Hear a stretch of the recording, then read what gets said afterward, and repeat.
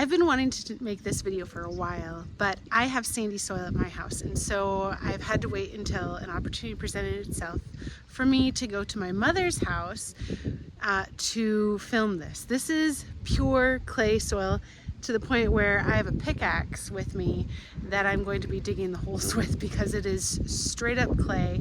There is no topsoil whatsoever. When the developers built these houses, I think they just scraped off all the topsoil and pushed it down the hill, and that's how they leveled the area in order to get the houses built. Okay, so I gotta show you how to do both like big trees and shrubs, as well as like if you're doing a garden and you're wanting to plant seeds and such and have crops.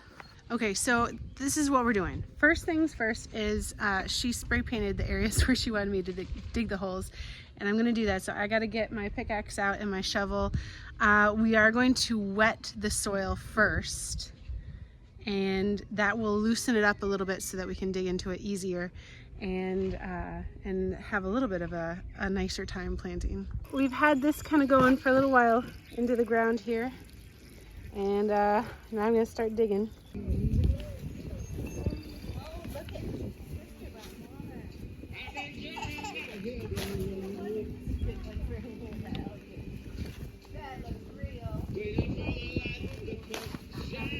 So now we've got some nice compost and soil that we put in here, and we wet it down really good. I'm gonna put this probiotic stimulant in there. This is not totally necessary, but it really helps. And we're just gonna stir it in. I'm just gonna sprinkle this in, and then my daughter is going to stir it in because she is such a great helper. Just gonna dig it all in.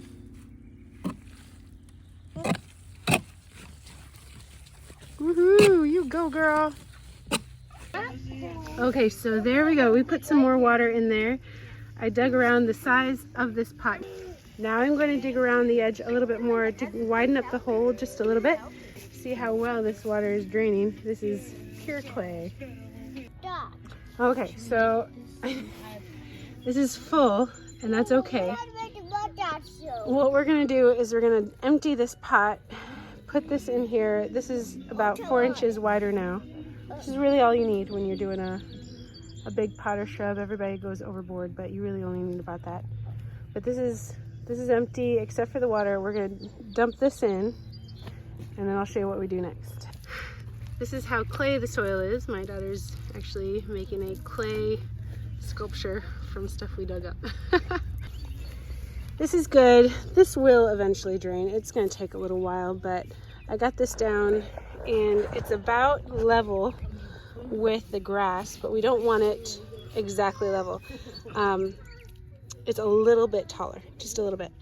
And what I'm going to do is I'm going to fill in around the edges with compost, the soil that came in the pot that didn't come out when I put it in. And then on top, I'm going to put this soil that has the mycorrhizal in it. Okay, so this is the dirt from the hole.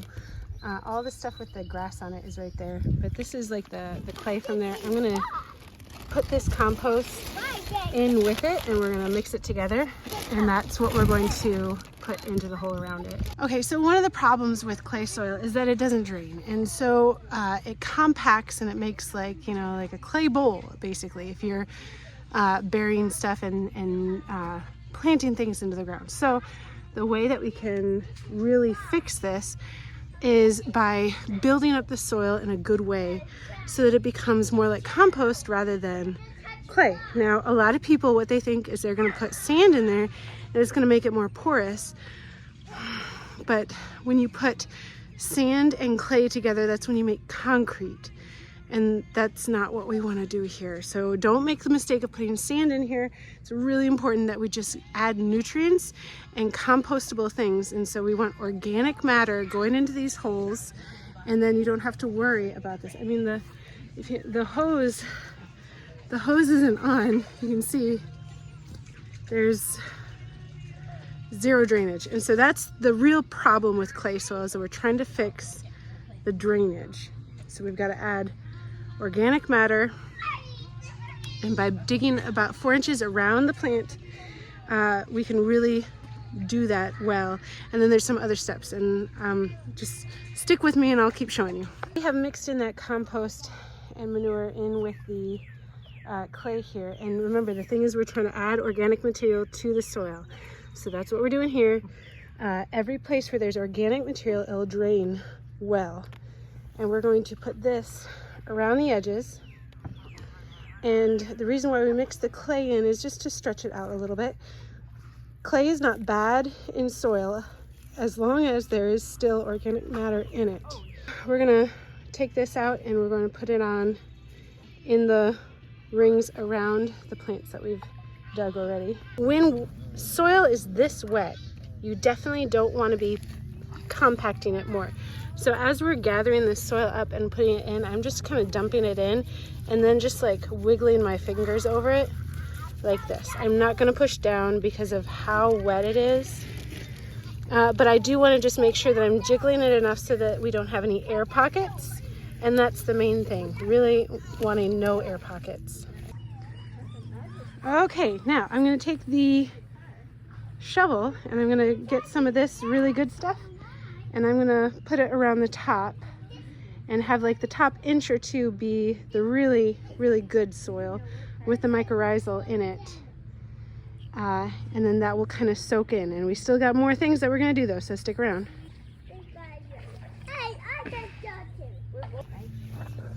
Okay, so now we just give a good even layer of this, and again, we're not patting down. This is all wet. Nice thing is we're not going to have to water these in afterwards, right? And then just make sure that there's a good even distribution of it all the way around. And on to the next step. Okay, I did put some soil acidifier on here because this laurel is going to want acidic soil. So before I'm putting this down, I'm putting that on. Okay, now cardboard.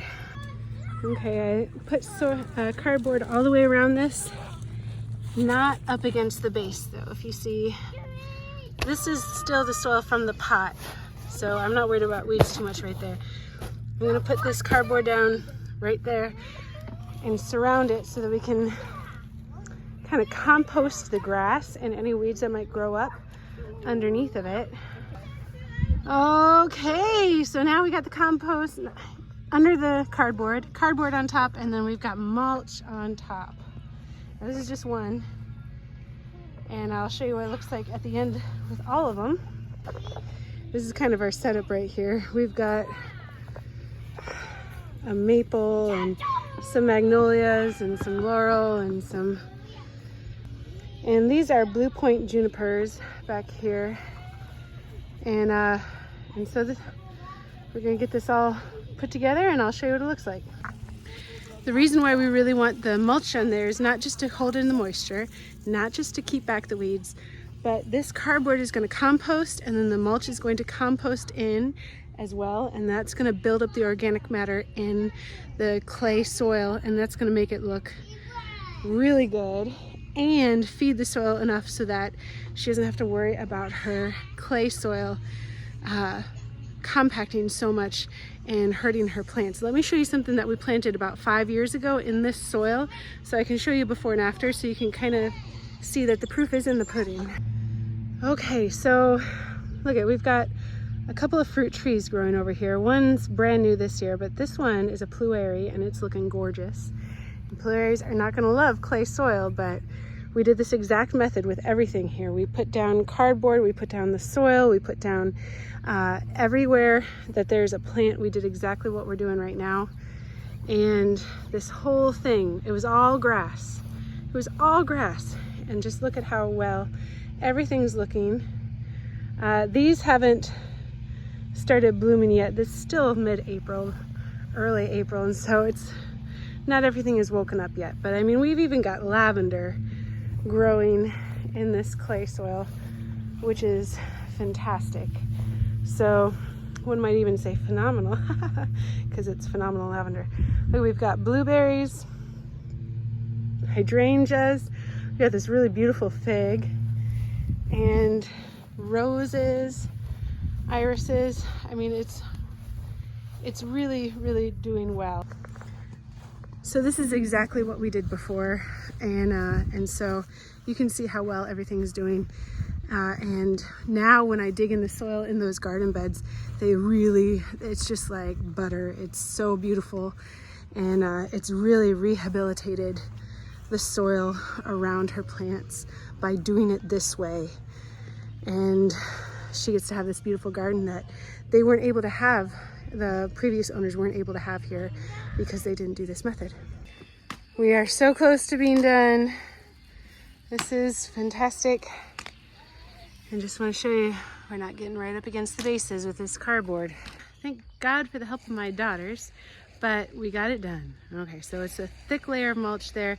Edging would be good, but that's not happening today because we are exhausted. But that is how you would plant a bigger shrub into some clay soil. Now, if you're doing something like a garden, like seeds and everything, let me show you. I did a video on the making of this bed. It's way near the kind of the beginning of my videos that I've done. But what we did is we laid down cardboard on top, and we put compost, and then we put mulch on top. A lot like what I'm doing in my annual beds this year, only they're raised beds. And I highly recommend having mulch in your annual garden with your crops, your tomatoes, your cucumbers, your beans, everything. And this is going to turn the soil underneath into something deeply nutritious and good. And if I was to dig into this versus this, it would be a huge difference, huge difference. But everything under this is going to be really, really good. And so if you're planting rows of stuff, you're just going to move the mulch aside, plant straight into the compost. Things will go down. Now you can also, if you're going to be doing like carrots or something like that, some sort of root crop in something like this, you're going to definitely want to get one of those aeration stakes or forks. I can't even think of what they're called, but it's kind of like a shovel, but it's just a bunch of prongs, and you step on it and then you wiggle it, and then you go on to the next and you stab it in, and then you wiggle it, and that kind of breaks it up a little bit. And as you put the compost down on top, it can go in there and it can break down a lot easier, and it just breaks up that hard pan that the clay really puts together.